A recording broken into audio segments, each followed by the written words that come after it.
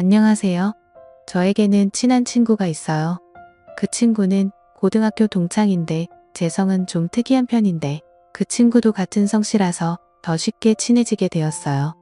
학교 내에서나 밖에서도 같이 공부하고 같이 만나 일상을 함께 하다 보니 친구들은 저놈들 남자끼리 사이가 보통이 아니라고 수군대기도 했을 정도였죠.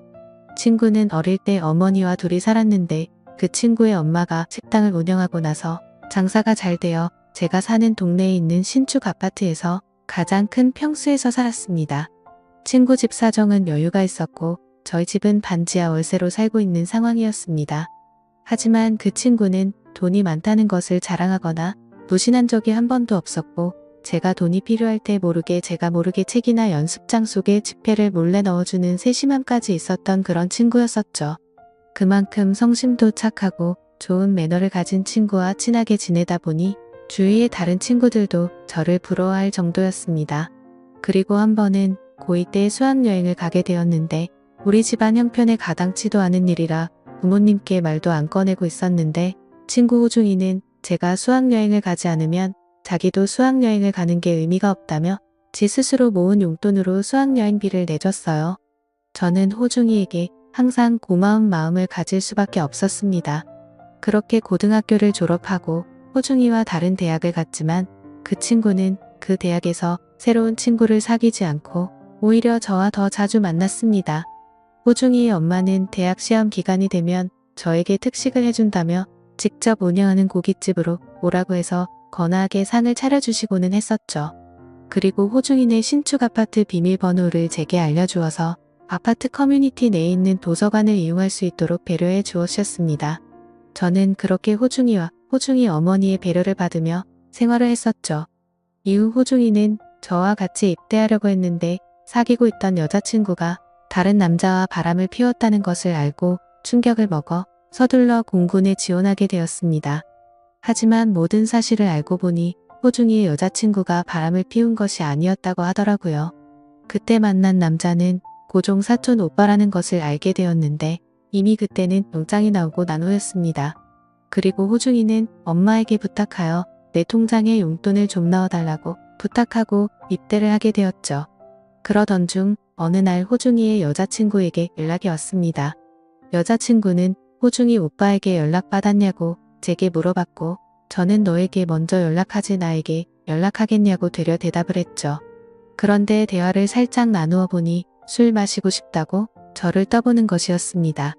그래서 저는 학교 다니느라 일도 못하고 술도 사 마실 여유가 없는 놈인 거 알면서도 그런 말을 하냐고 했더니 자기가 술 쏘겠다면서 그냥 나와서 술 동무해달라고 하면서 약속 장소와 시간을 잡게 되었던 거죠.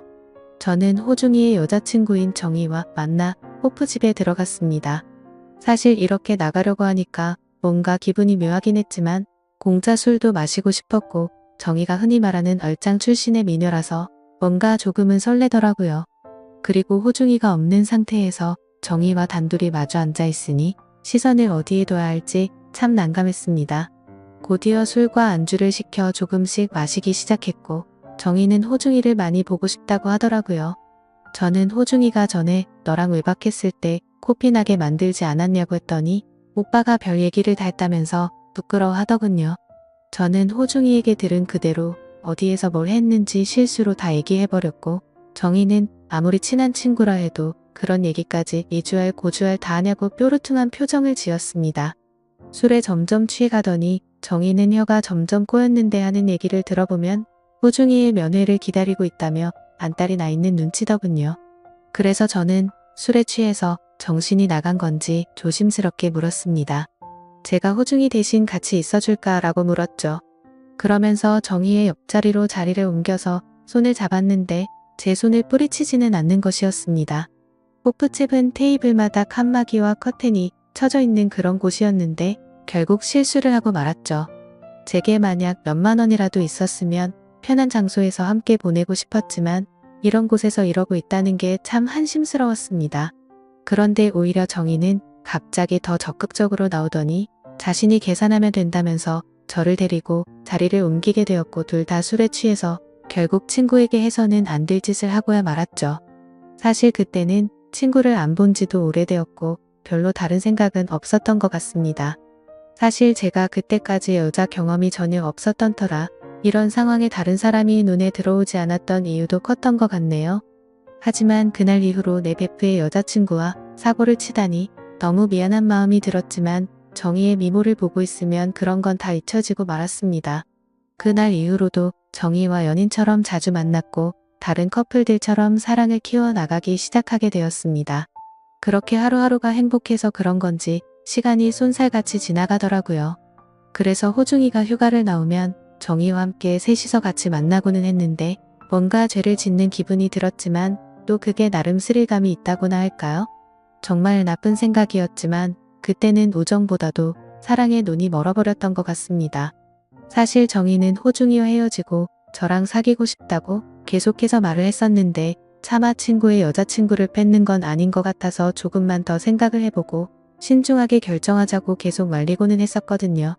하지만 사람이 참 이기적인 건지 저를 놔두고 두 사람이 연인처럼 하하호호 웃는 모습을 보고 있으니 질투심의 기분이 나빠지기 시작했고 제게 그렇게 잘해줬던 친구인 호중이가 조금씩 미워지려고 했습니다. 다들 생각하듯이 제가 이상한 거고 정신 나간 놈이라고 할지는 모르겠지만 이렇게 생각한 것도 제 나름 속사정은 있었거든요.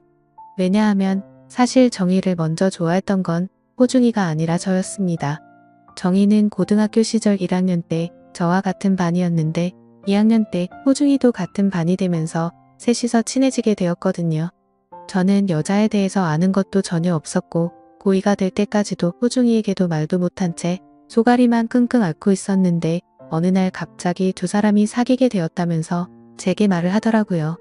그래서 겉으로는 축하해주는 척 했었지만 그 소식을 듣고 몇 달 동안 호중이도 보지 않았고 그 마음이 식을 때까지 돈이 없어서 매일같이 깡소주를 마시고는 했었습니다. 아무튼 이건 제 사정인 거고 호중이가 잘못한 건 없었던 게 맞다는 거 저도 잘 알고 있었죠. 그런데 두 사람이 웃는 모습을 보는데 갑자기 정희도 미워지기 시작했습니다.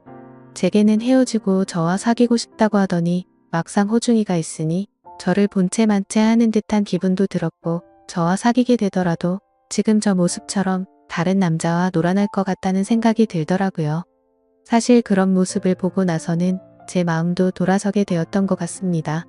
그리고 제 성격도 참 희한한 게 그런 모습을 보고 있으니 뭔가 모를 복수심이라고나 할까요?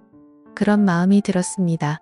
사실 정희에게는 정희만큼이나 예쁜 1살 어린 여동생이 있었는데 고등학교 시절부터 가끔씩 보다 보니까 서로가 어느 정도는 친했었던 거죠. 그날 정희는 호중이와 나가버렸고 저는 혼자 집에 가려다가 저도 어디서 생겨난 용기인지 모르겠지만 정희 여동생 정아한테 술이나 한잔 하자고 연락을 하게 되었습니다. 아마도 그때 당시에는 술에 만취해서 기분이 나빴던 탓에 그랬던 것 같네요. 그러자 생각보다 쉽게 알겠다면서 제가 있는 술집으로 온다고 하더라고요. 그래서 결국 저는 만취한 상태로 정아를 만나게 되었고 정아도 근처에서 술을 마시다가 왔는지 조금은 취해서 왔었습니다. 서로 취한 상태에서 술을 마시다 보니 별의 별말을 다 하게 되었고 정아는 충격적인 고백을 하더라고요. 사실은 학창시절 때부터 저를 좋아했었는데 제가 너무 무심하고 철벽 방어를 치는 것 같아서 자기를 싫어하는지 알았다고 했습니다. 그래서 저는 절대 그런 거 아니라고 말을 했고 나도 사실 너를 좋아했었다고 말했고 그날부터 사귀게 되었었죠. 그렇게 며칠 뒤 정희한테서 연락이 오더라고요. 다짜고짜 온갖 욕을 해대면서 네가 이럴 수 있냐고 하는데 눈치를 보니 정아가 저와 사귄다는 걸 말한 것 같았습니다. 사실 그때부터는 정희보다 정아가 더 좋았었고 정희는 제 눈에 보이지가 않아서 모질게 말했죠. 너부터 호중이랑 좋다고 나갈 때는 언제고 이제 와서 호중이가 다시 군대로 복귀하니까 나한테 치근덕 대는 거냐고 말했습니다. 그러자 정희는 막말을 해대면서 자기 동생이랑 놀아나지 말라고 하면서 지금까지 있었던 모든 사실을 다 말할 거라고 하더라고요. 그때부터는 뭔가 겁이 나기 시작했습니다. 정아랑 헤어지고 싶지도 않았고 무엇보다도 제게 친형제처럼 잘 대해주던 호중이한테 이 사실을 말할 거라고 생각하니 그동안의 잘못이 한 번에 머릿속에서 스쳐 지나가더라고요. 어쩔 수 없이 저는 정희에게 거짓말로 어르고 달래면서 사실 질투심에 그랬다고 하면서 화를 풀어주었습니다. 다들 눈치채셨겠지만 그날 이후로 정희에게는 정아와 헤어졌다고 거짓말을 했고, 정아에게는 내 주변 사람들이 우리 사귀는 거 불편하다고 말했고, 조금만 비밀 연애를 하자고 설득을 해서 몰래 만났습니다. 지금은 저는 제 베프 여자친구와 몰래 사귀는 것도 모자라 그 여자의 여동생과도 만나고 있는 인생에서 가장 악질 같은 생활을 하고 있네요. 이런 상황에서는 어떻게 대처하는 게 맞는 걸까요? 제가 이기적인 건지 정아와는 만나고 싶고, 호중이에게는 이 모든 사실이 드러나지 않았으면 합니다. 그냥 차라리 군대로 도망을 가버릴까 싶은 생각도 드네요. 아무튼 현명한 답변 좀 부탁드리겠습니다. 제 긴 사연을 읽어주셔서 감사드립니다.